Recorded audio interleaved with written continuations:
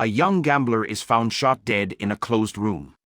Dr. Watson, who still mourns the disappearance of his famous friend, is intrigued enough to step out of his house and take a look at the crime scene. A crowd has gathered there, curiously gazing up at the room where the crime is supposed to have taken place.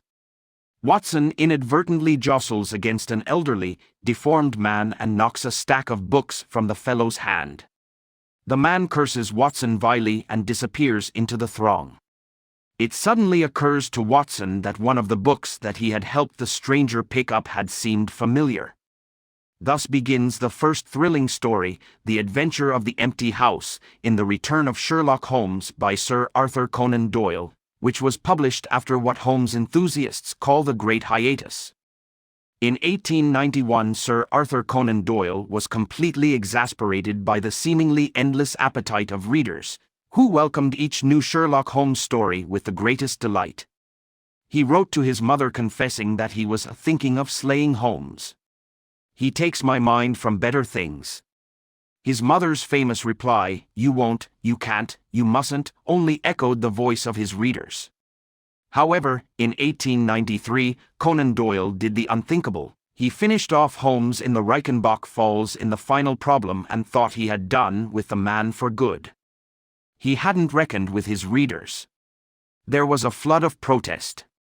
Letters to the editors of newspapers, a stream of mail to his publishers and himself, all demanding that Holmes be kept alive. Finally, he gave in, and The Return of Sherlock Holmes was greeted with huge delight.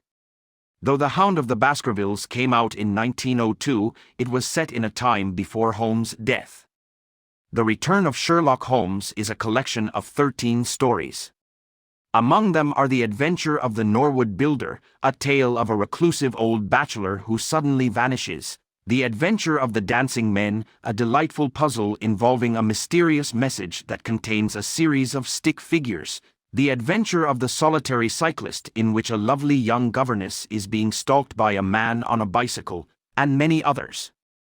The last story, The Adventure of the Second Stain, has Watson revealing that Holmes is now completely retired and would not like Watson to write any more stories about him. The Return of Sherlock Holmes is indeed a delightful continuation of the Holmes saga and a great addition to your library.